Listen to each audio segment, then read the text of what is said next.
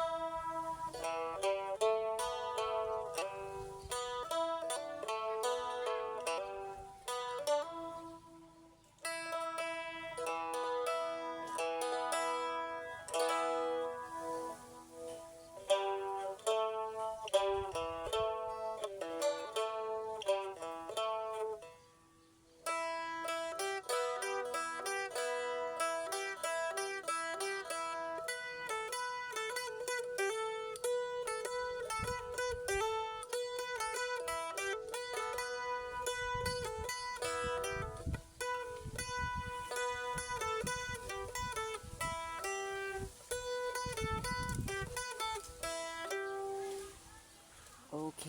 เสียงกับประมาณนี้เด้อทุกคนเป็นจังได๋คอมเมนต์ให้เพิ่นให้ฟังเด้อเป็นจังได๋ม่วนอยู่บ่เสียงพินหน่วยแรกที่เฮ็ดเนาะแบบว่าพินแปลกใหม่ก็เป็นพินที่ว่าตามท้องตลาดนะก็